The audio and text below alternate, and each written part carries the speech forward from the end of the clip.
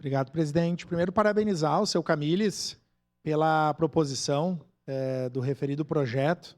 O seu Camilles, que vai ser o nosso primeiro presidente da Comissão Permanente de Acessibilidade. Veja que dia importante, né, seu Camilles?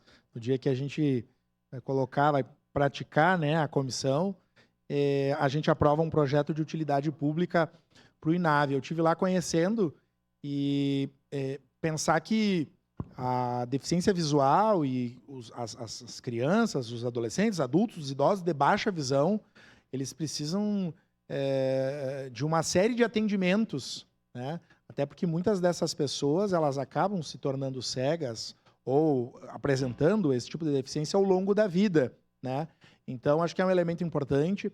Estive lá, tem uma luta do INAV agora para a construção da nova sede, que eu acho que nós, enquanto Casa Legislativa, precisamos apoiar no sentido de sensibilizar a sociedade, né, para que se engaje nessa luta. Até porque o senhor bem sabe, vereador Camilles, que o INAV, por exemplo, ele atende crianças da rede municipal, da rede pública.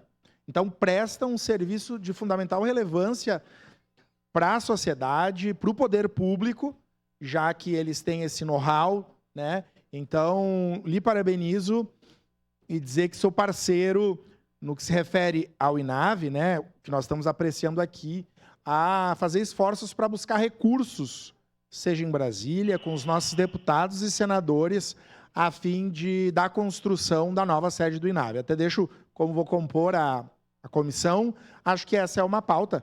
Não é responsabilidade nossa da Câmara, mas de ser apoiador, e eu me coloco à disposição. Parabéns, no momento oportuno, voto favorável, vereador Camilles. Para declarar voto